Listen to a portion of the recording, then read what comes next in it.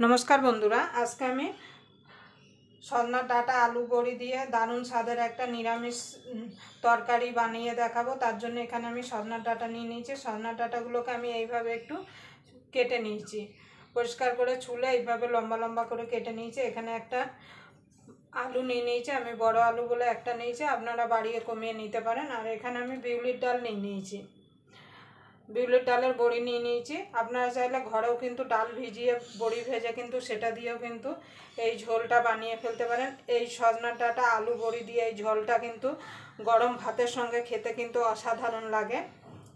তা আমি কিভাবে সজনার ডাঁটা আলু বড়ি দিয়ে ঝোলটা বানাই তার জন্য আপনারা পুরো ভিডিওটা দেখবেন, আশা করি আপনাদের ভালো লাগবে।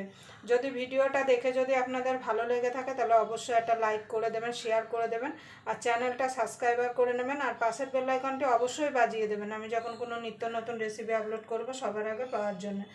চলুন আমি এটা সাইডে রেখে দেবো, রেখে দিয়ে একটা মশলা রেডি করে নেব।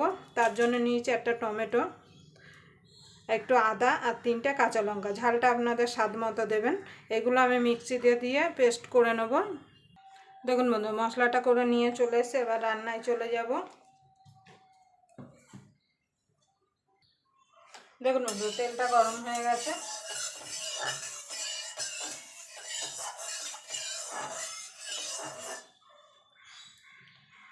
বড়িটাকে প্রথমে ভেজে নেব।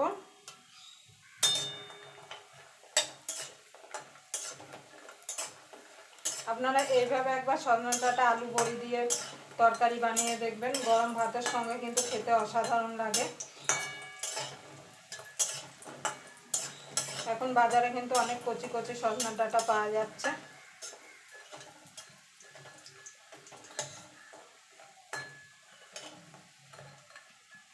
দেখুন বন্ধু বড়িগুলো ভাজা হয়ে গেছে, বড়িগুলো তুলে নেব।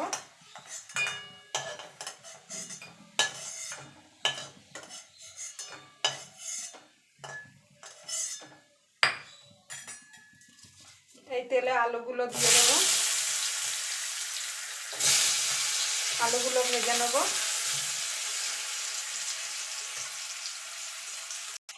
দেখুন বন্ধুরা আলুটা একটু ভাজা ভাজা করে নিচ্ছি, সজনার ডাঁটাটা দিয়ে দেবো। সজনার ডাঁটাটা দিয়ে একটুখানি আলুর সঙ্গে মিনিট খানেক একটু নাড়াচাড়া করে নেব।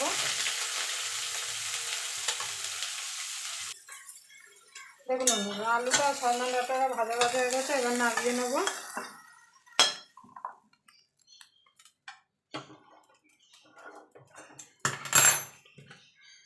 কড়াইতে আর একটু তেল দিয়ে দেবো,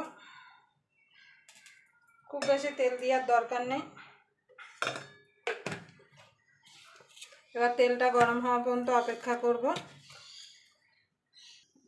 দেখুন বন্ধুরা তেলটা গরম হয়ে গেছে, দিয়ে দেবো একটা শুকনো লঙ্কা আর কালো জিরে। এবার শুকনো লঙ্কা আর কালো জিরেটা একটুখানি ভাজা ভাজা করে নেব।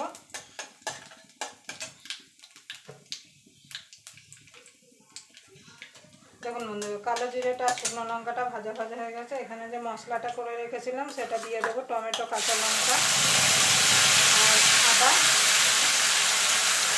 এই মশলাটা মিনিট খানেক একটুখানি কষিয়ে নেব যাতে মশলার কাঁচা গন্ধটা চলে যায়।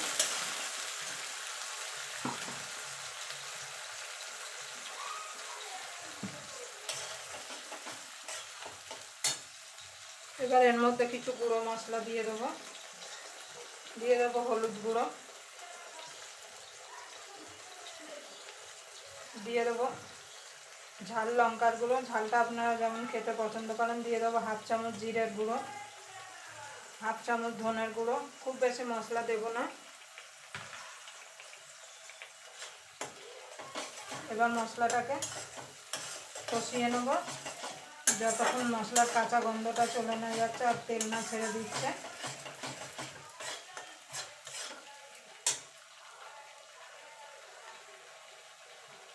স্বাদ মতো দিয়ে দেবো নুন।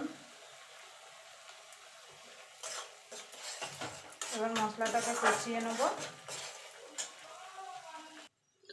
দেখুন বন্ধুরা মশলাটা হয়ে গেছে, মশলা থেকে তেল ছেড়ে দিয়েছে। এবার সজনার ডাঁটা আলুটা দিয়ে দেবো, দিয়ে ভালো করে মশলার সঙ্গে মিশিয়ে নেব।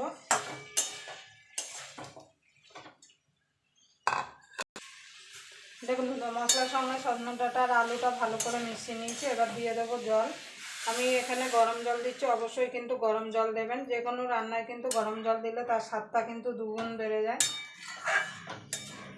ঝোলটা আপনারা যেমন খেতে পছন্দ করেন সেই বুঝে এখানে জল দেবেন। এবার আমি এটাকে ঢাকা দিয়ে 5 থেকে 6 মিনিট এটাকে রান্না করে নেব। দেখুন 2 মিনিট 5 হয়ে গেছে। এবার বড়িটা দিয়ে দেবো।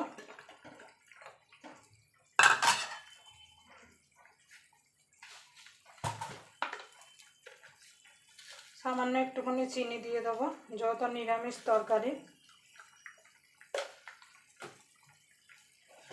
এবার এটাকে ঢাকা দিয়ে আরও মিনিট খানিক ফুটিয়ে নেবো। আপনারা নুনটা অবশ্যই একটু চেক করে নেবেন।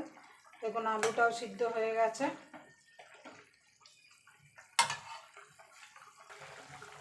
দেখুন বন্ধুরা, ঝোলটা হয়ে গেছে। দেখুন খুব গাঢ়ও না আবার খুব পাতলাও না। আপনারা যদি একটু ঘন করতে চান তাহলে এইভাবে আলু 2-1টা ভেঙে দিতে পারেন, তাতে কি হবে ঝোলটা একটু গাঢ় হয়ে যাবে। এবং আলু ফালু কিন্তু সব সিদ্ধ হয়ে গেছে সুন্দরভাবে। এবার দিয়ে দেবো ধনে পাতা আর দিয়ে দেবো 3-4টা চেরা কাঁচা লঙ্কা।